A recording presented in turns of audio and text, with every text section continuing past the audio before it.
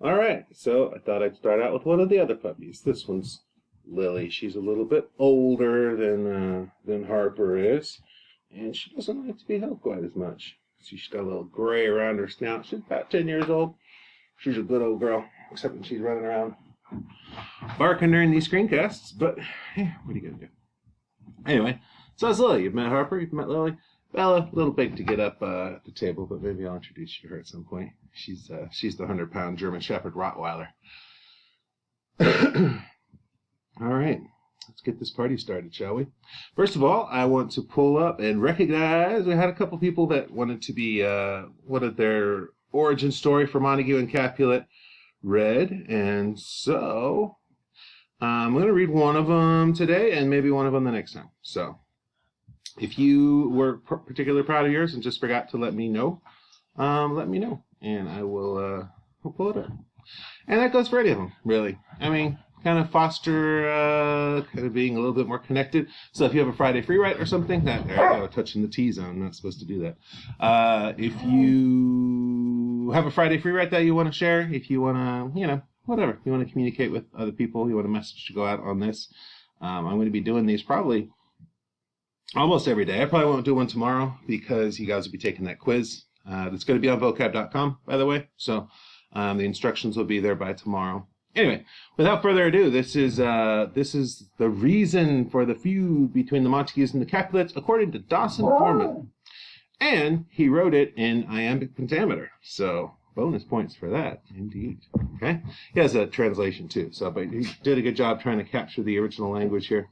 He says, "Returneth thy earth to unknown years, ere Montagues and Capulets were yea to be Montagues and Capulets. Two fair sisters abhorred the other like salt in one's two eyes. Young Audrey Bloom sought the gaze of the bawcock Capulet, who had found thy other maiden fit to lose her head. Filled with violent spite, young Bloom searched for thy gentle Montague. Dogs. Sorry. For thy gentle Montague, the first confidant of her sister, who would be tricked into matrimony.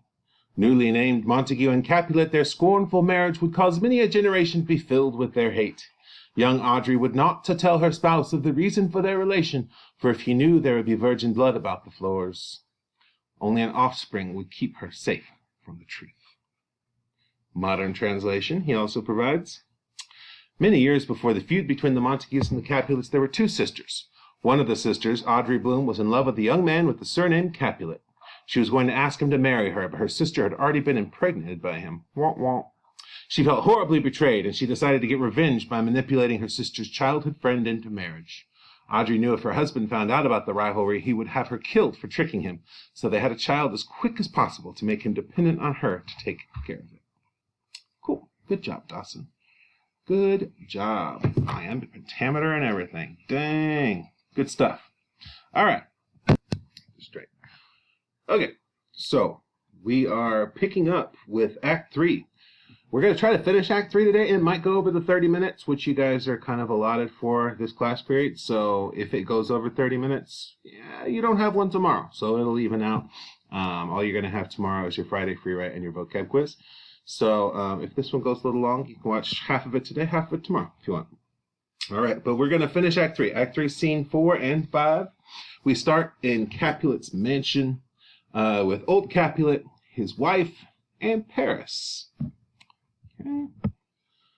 All right. Says, "Things have fallen out, sir, so unluckily, that we have had no time to move our daughter.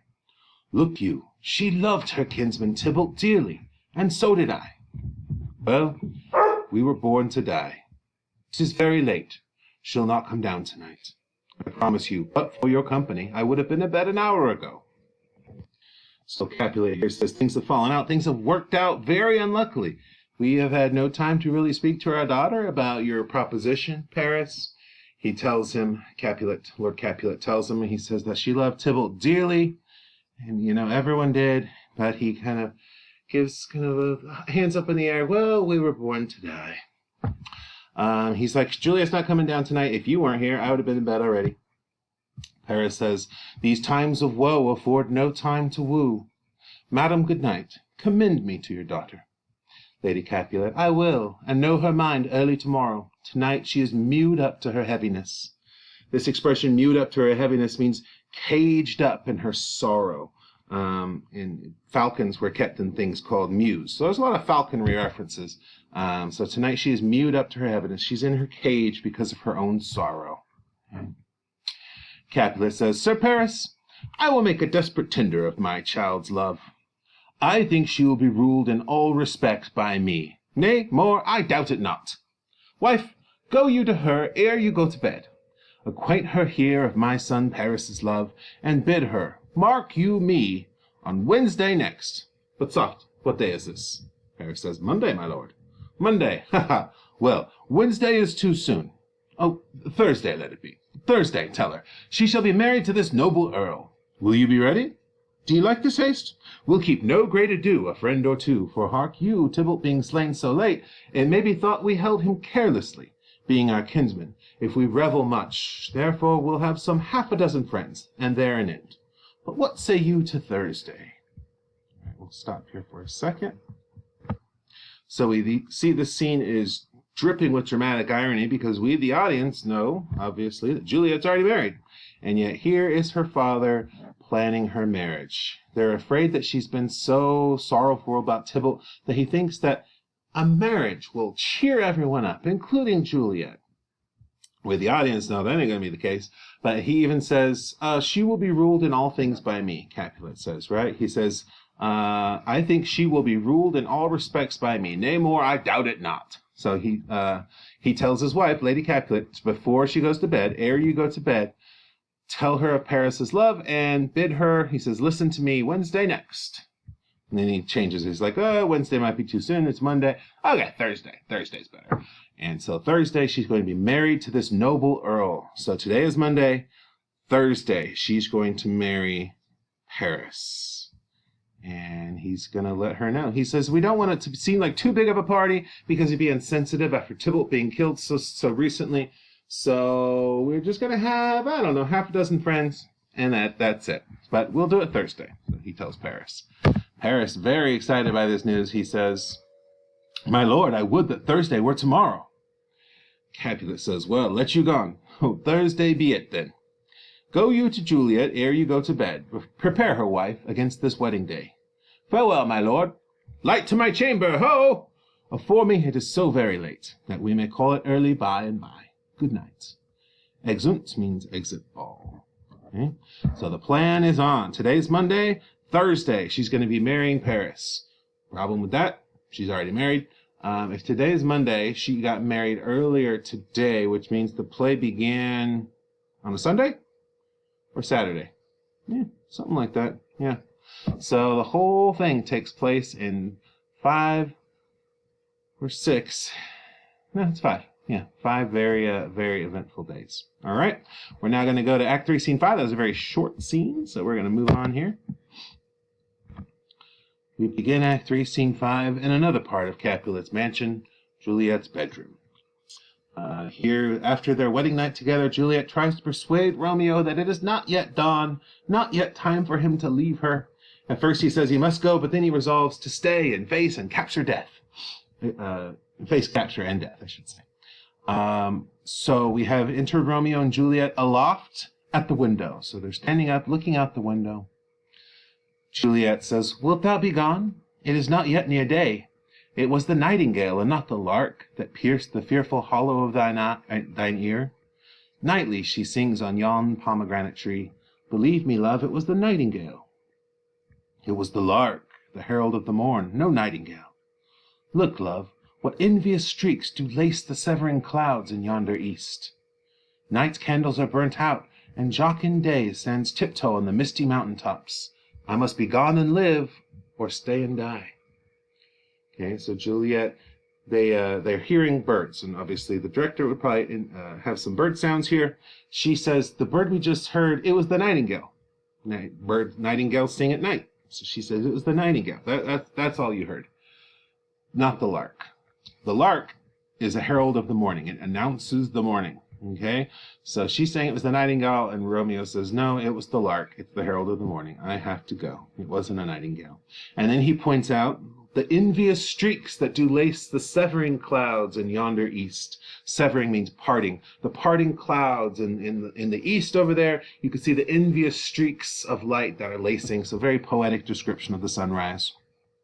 It says, night's candles are burnt out, referring to the stars. And jocund, that means like jolly. Jocund day stands tiptoe on the misty mountaintops. So beautiful poetic language about the sun coming up. And then he gets to his position. He says, I must be gone and live, or stay and die. Juliet says, yon light is not daylight, I know it, I. It is some meteor that the sun exhales. Be to thee this night a torchbearer, and light thee on thy way to Mantua. Therefore stay yet, thou needst not to be gone. So Juliet wants him to stay just a little bit longer. She says the light you see is just a meteor, and you can use that meteor to light your way to Mantua. Weird. But she's just trying to find excuses to keep him there, because they had this beautiful night together, and now she does not want to be separated from him. Romeo says, let me be taken. Let me be put to death. I am content. So thou wilt have it so. So he's like, if you want, let them take me. Let them put me to death. Juliet wills it. Right? I'll say, yon gray is not the morning's eye. 'Tis but the pale reflex of Cynthia's brow. Cynthia is the moon goddess. Okay, so another allusion here, classical allusion. So he's saying a reflex of Cynthia's brow is a reflection of the edge of the moon. Okay? Pale reflex of Cynthia's brow. He says, nor that is not the lark, whose notes do beat the vaulty heaven so high above our heads. I have more care to stay than will to go. Come, death, and welcome. Juliet wills it so. How is it, my soul? Let's talk. It is not day.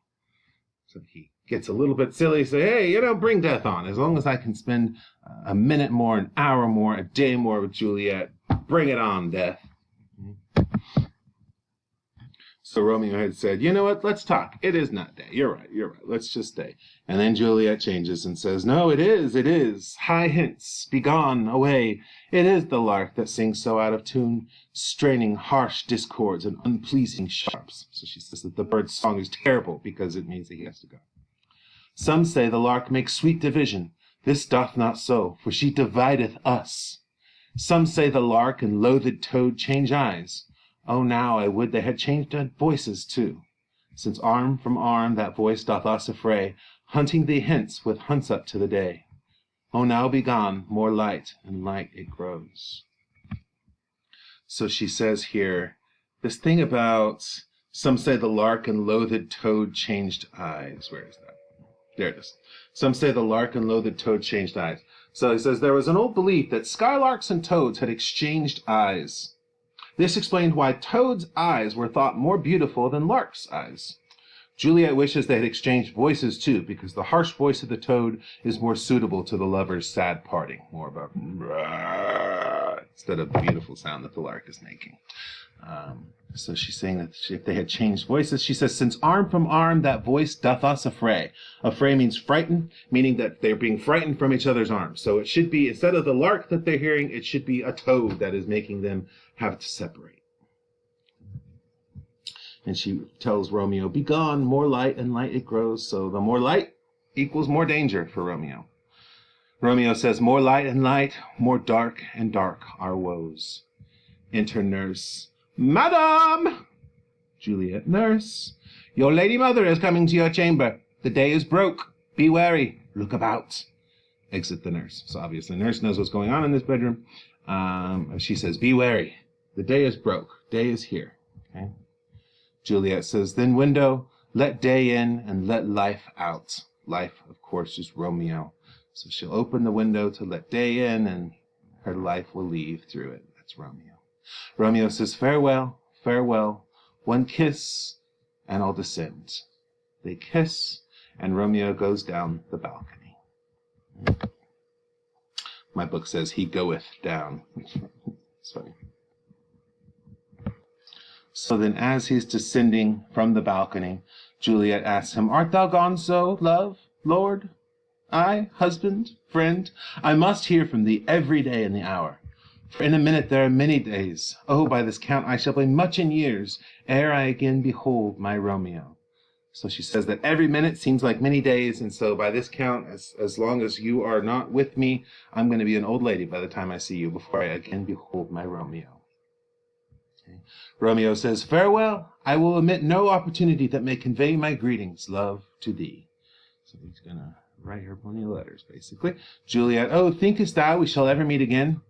Romeo, I doubt it not, and all these woes shall serve for sweet discourses in our time to come. So discourses, conversation. So he says all these troubles that we're having now are going to make great stories when we're old and telling them to our children someday. Juliet says, looking at him, she says, oh God, I have an ill divining soul. Methinks I see thee now. Thou art so low as one dead in the bottom of a tomb. Either my eyesight fails, or thou lookest pale. So something about the way the light's hitting him, something about looking down onto him, 6, 8 feet down. She feels like she's looking at him dead in the bottom of a tomb. Okay? An ill divining soul. Ill divining means anticipating evil. So divining means you can tell the future. So this kind of goes, speaks to the theme of predestination. Is she predestined to have this doomed tragedy with him? They're star-crossed lovers, after all. So this ill divining soul, she says that she sees him as if he is at the bottom of a tomb. He looks pale like that. Romeo says, and trust me, love, in my eye, so do you. Dry sorrow drinks our blood. Dry sorrow drinks our blood. What a great line. And he says, adieu, adieu, which means farewell. And Romeo exits. Juliet's left alone up on the balcony. She says, oh, fortune, fortune, all men call thee fickle. If thou art fickle, what dost thou with him that is renowned for faith? Be fickle, fortune, for then, I hope, thou wilt not keep him long, but send him back. So Fortune is renowned as being fickle, constantly changing one way or the next. And so right now, Fortune is making him separate from Juliet, but she's saying, be fickle and change again and bring him back to me. Lady Capulet from within, oh, daughter, are you up? I want to do that girl voice all the time. It's terrible. Juliet says, who is it that calls? Is it my lady mother? Is she not down so late or up so early? What unaccustomed cause procures her hither? So what weird reason is bringing her to my room? Is she up really, really late or up really, really early? Lady Capulet comes in. We know why Lady Capulet's there from the previous scene, right? Lord Capulet sent her here to let her know that, good news, you're getting married on Thursday to Paris, someone you don't even like. And guess what? She's already married. So dramatic irony all over the place. This scene is going to be full of both dramatic irony, also verbal irony, because Juliet in this scene, and it's a great, great example of verbal irony, she is double speaking almost the entire time. She is saying one thing, audience knows what it really means. Lady Capulet does not, so there's all kinds of double speak in this scene. All right, so pay attention to that. Lady Capulet says, why, how now, Juliet? Basically, how's it going? Juliet says, madam, I am not well. Lady Capulet, evermore weeping for your cousin's death. What, wilt thou wash him from his grave with tears? And if thou couldst not make him live, therefore have done. Some grief shows much of love, but much of grief shows still some want of wit. That's not terrible advice, but it's kind of harsh. She says, oh, you're still crying about Tybalt's death. You're not going to wash him from his grave. You're not going to bring him back with all those tears. She says a little bit of grief shows your love, but too much grief shows that you're not that smart up top. So she says it shows some want of wit, some want of wisdom, if you're just crying the whole time. Juliet says, yet let me weep for such a feeling loss. So she says, just let me cry, Mom. Lady Capulet, so shall you feel the loss, but not the friend which you weep for. Juliet, feeling so the loss, cannot choose but ever weep the friend. Lady, well, girl, thou weepest not so much for his death, as that the villain lives which slaughtered him. What villain, madam? That same villain, Romeo. So responding to Lady Capulet, naming Romeo as the villain, Juliet says as an aside, only the audience hears it, she says, villain and he be many miles asunder, be many miles apart, basically. He is no villain. But then to Lady Capulet, she says, God pardon him, I do with all my heart, and yet no man like he doth grieve my heart. Okay? Double meaning there, right? No man like Romeo grieves her heart. Lady Capulet thinks she means because of Tybalt, but in reality she means because they've been separated. Lady Capulet says, that is because the traitor murderer lives. Juliet, aye, madam, from the reach of these my hands would none but I might venge my cousin's death. So Lady Capulet here hears, he lies beyond my reach, and I wish that he were within my reach so that I could avenge my cousin's death. But Lady Capulet has no idea what she means. Lady Capulet, we will have vengeance for it. Fear thou not, then weep no more. I'll send to one in Mantua, where that same banished runagate doth live, shall give him such an unaccustomed dram that he shall soon keep Tybalt company. Okay, so Lady Capulet says, don't you cry anymore. I'm going to send someone. She calls Romeo is the banished runagate that doth live there. She says that I will give him an unaccustomed dram. A dram is a measure of liquid. What she means here is a poison. I'm going to send someone to poison him, and soon he will keep Tybalt company. She says, and then I hope thou wilt be satisfied. Juliet says, indeed I never shall be satisfied with Romeo till I behold him. Dead is my poor heart for a kinsman vexed. So much meaning in that one sentence. She says, I never shall be satisfied with Romeo till I behold him, till I see him again. But then she changes it to, she adds in dead, till I see him dead. And then she says, dead is my poor heart for a kinsman vexed. So multiple meanings here. She is saying her heart is dead because Tybalt is dead, but that's just for Lady Capulet. What she really says is, I shall never be satisfied with Romeo till I behold him, till I see him and have him. But then she's like, dead is my poor heart for a kinsman vexed. Okay? So verbal irony. This is dripping with verbal irony. Juliet says, madam, if you could find out but a man to bear a poison, I would temper it, that Romeo should, upon receipt thereof, soon sleep in quiet. So she says, if you do find someone who could deliver you the poison, let me put the poison together. I will temper it, I will mix it, and then Romeo can sleep in quiet. So obviously we know why she would want to get the poison, to keep it from being poison. And so she says, oh, how my heart abhors to hear him named and cannot come to him, to wreak the love I bore my cousin upon his body that slaughtered him. Double meanings there. I don't think I need to explain that. Lady Capulet, find thou the means, and I'll find such a man. But now I'll tell thee joyful tidings, girl. And Juliet says, and joy comes well in such a needy time. What are they, beseech your ladyship? So she's like, what is this good news that you have for me, ma'am? She says, well, thou hast a careful father, child, one who, to put thee from thy heaviness, hath sorted out a sudden day of joy that thou expectest not, nor I look not for. So she says, you have a very considerate father. He wants to put you from your heaviness, from your sadness, and he has sorted out a sudden day of joy for you that you did not expect. Okay? Juliet, perhaps with some trepidation here, says, madam, in happy time, what day is that? Lady Capulet, marry, my child, early next Thursday morn. The gallant, young, and noble gentleman, the County Paris, at St. Peter's Church, shall happily make thee there a joyful bride. Juliet reacts, no, at St. Peter's Church, and Peter too, he shall not make me there a joyful bride. I wonder at this haste that I must wed ere he that should be husband comes to woo. So she says, no, I'm not going to marry him. She's like, why the hurry here? She says that I'm going to have to marry this guy who hasn't even wooed me yet, before he even attempted to woo me. She says, I pray you, tell my lord and father, madam, I will not marry yet. And when I do, I swear it shall be Romeo, whom you know I hate, rather than Paris.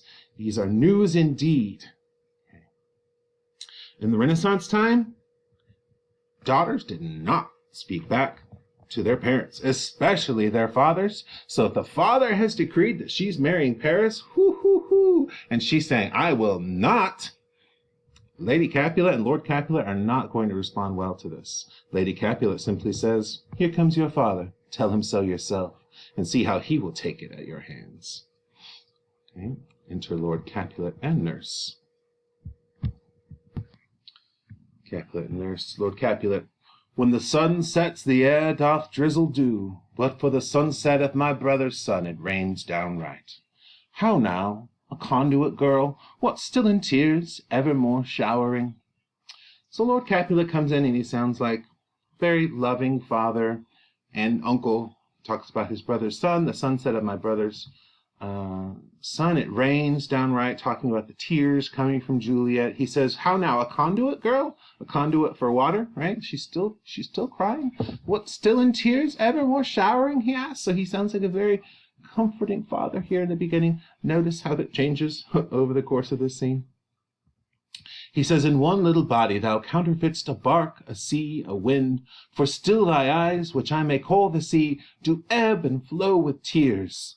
The bark thy body is, sailing in this salt flood, the winds thy sighs, who raging with thy tears, and they with them, without a sudden calm will overset thy tempest-tossed body. So he has this metaphor that Juliet is in a storm, talking about the bark, the kind of driftwood that is floating along when you have this crazy storm, all the tears. He says, the wind, the sighs, raging with your tears. So this kind of beautiful metaphor about the storm that Juliet's going through, crying over Tybalt. Of course, we know that there are more than one reason that she's been crying. He says, how now, wife? Have you delivered to her our decree? How now, wife? She says, aye, sir, but she will none. She gives you thanks. I would the fool were married to her grave. Whoo! Some harsh language from Lady Capulet. What she means by I would is I wish. If you look over at the modern text, I wish the fool were dead and married to her grave. So she says, all this talk of marriage, she's disobeying us. I wish the girl was dead and married to her grave instead, since she is disobeying us. Capulet says, soft, take me with you, wife. So soft means wait. Bring me along. What are you talking about? He says, how? Will she none? Doth she not give us thanks? Is she not proud? Doth she not count her blessed, unworthy as she is, that we have wrought so worthy a gentleman to be her bride? Juliet says, not proud you have, but thankful that you have. Proud can I never be of what I hate, but thankful even for hate what is meant for love.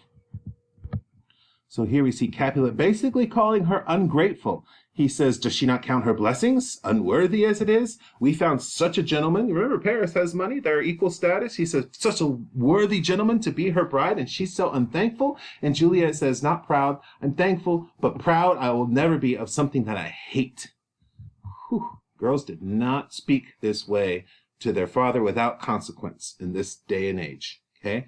And Capulet is going to react not well. Notice that he's already changed from speaking to Juliet with you and, oh, you poor dear, you've been crying all this time. Let me have this metaphor about the storm that you're suffering.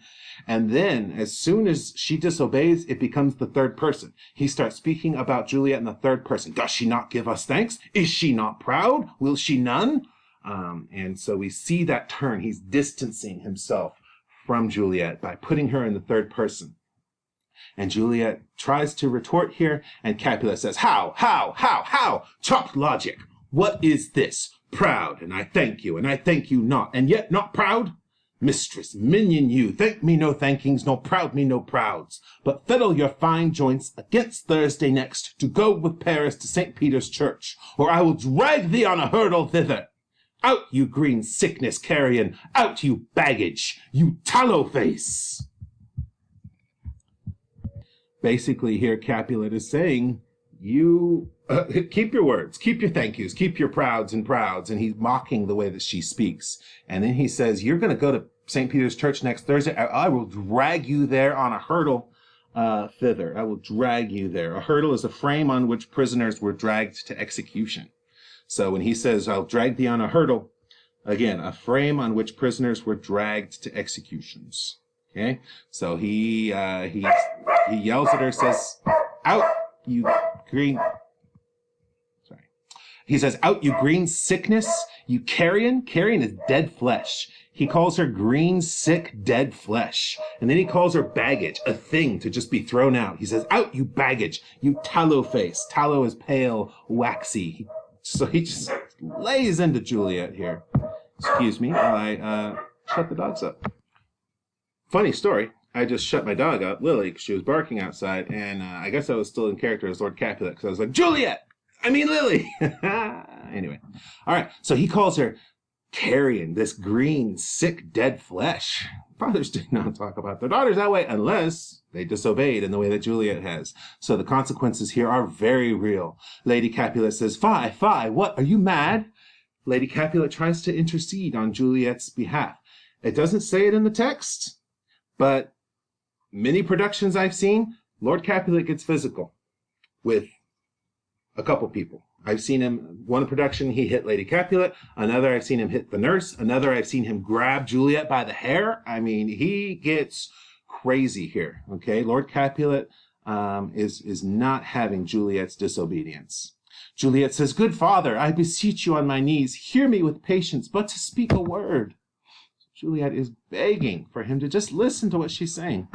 She pleads with him, just listen to me. And Capulet says, Hang thee, young baggage, disobedient wretch. I tell thee what, get thee to church on Thursday, or never after look me in the face. Speak not, reply not, do not answer me. My fingers itch. Wife, we scarce thought us blessed that God had lent us but this only child. But now I see this one is one too much, and that we have a curse in having her. Out on her, Hilding.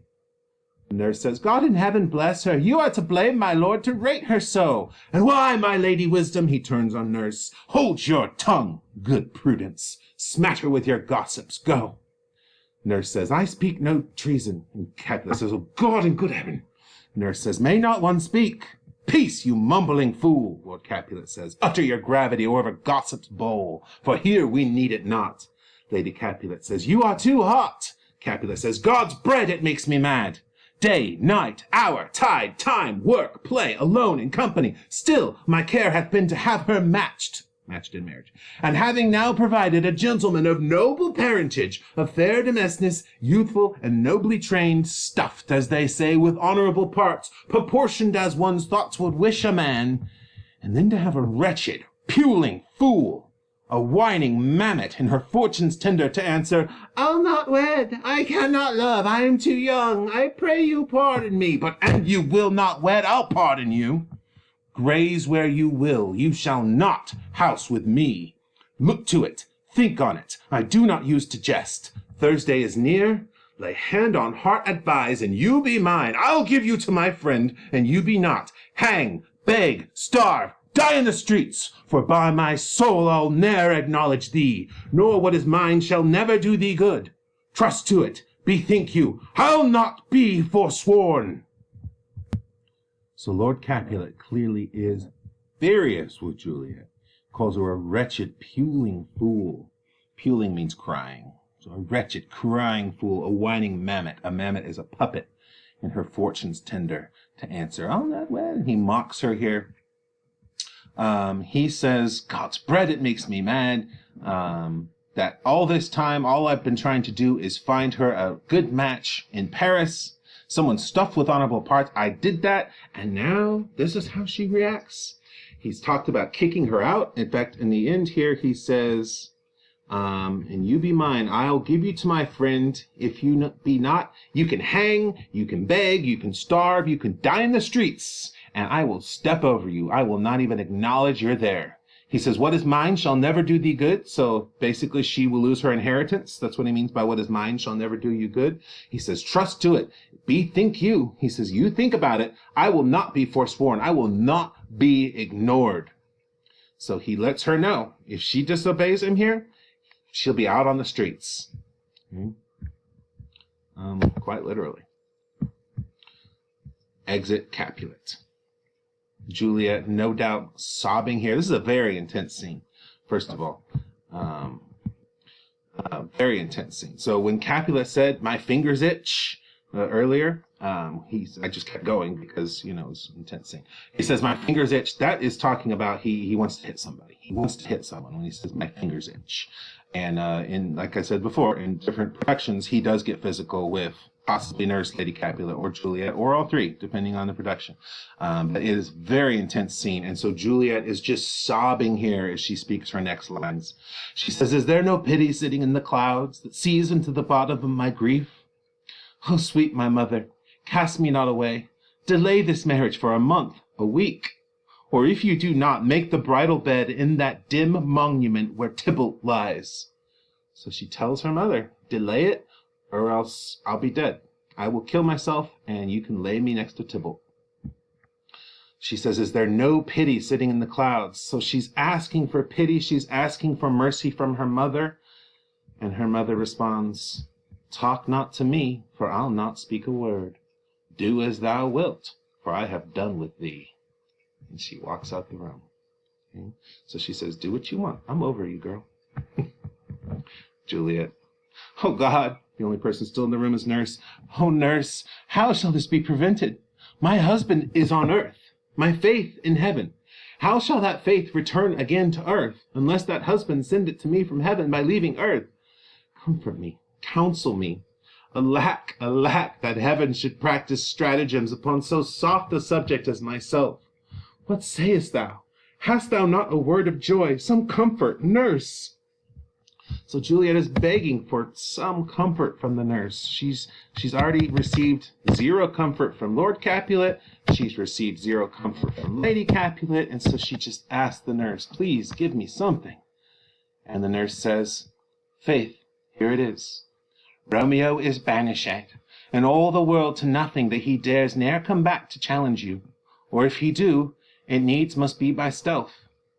Then, since the case so stands as now it doth, I think it best you married with the county. Oh, he's a lovely gentleman. Romeo's a dish-clout to him. An eagle, madam, hath not so green, so quick, so fair an eye as Paris hath. Beshrew my very heart, I think you are happy in this second match, for it excels your first. Or if it did not, your first is dead, or 'twere as good he were, as living here, and you no use of him. All right, not what Juliet wanted to hear. Nurse says Romeo's banished. Paris is a lovely guy. She thinks it's best for him to marry Paris. She saw the way Lord Capulet and Lady Capulet reacted, and she says what's best for Juliet is to marry Paris. And you know what? She's probably right.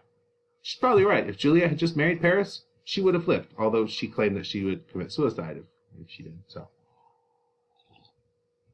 but the nurse says, beshrew my heart, I think you'll be happy in this second match.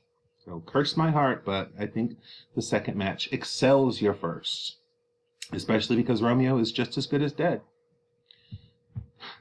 Juliet, her only confidant, keep in mind. Nurse is her final confidant. Lord Capulet called her baggage sick, dead meat that he'll walk over in the streets.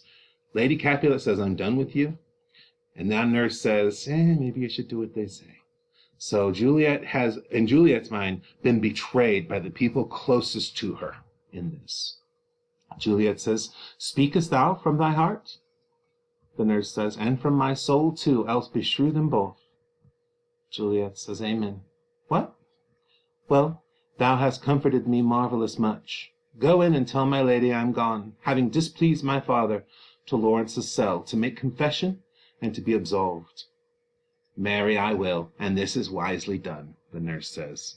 So we see from the dialogue that Juliet is suddenly distancing herself from the nurse. She says, oh, you've been such a marvelous comfort to me. Go tell my lady I'm going to Friar Lawrence's cell. So we can almost hear her kind of speaking in a monotone here, because she has decided that she can no longer trust the nurse. Her closest friend, her closest confidant, she can't even trust her. And so she says, I'm going to go talk to Friar Lawrence and make confession because of disobeying my father. The nurse exits. So think about Juliet's state of mind right now. Juliet is not in a great state of mind, having the people closest to her all abandon her in her time of need. We're coming up to her husband. You know, she had her husband for one night, and now he's gone. And now everyone's out of the room, and Juliet has a soliloquy. Ancient damnation! O most wicked fiend! Is it more sin to wish me thus forsworn, or to dispraise my lord with that same tongue which she hath praised him with above compare so many thousand times?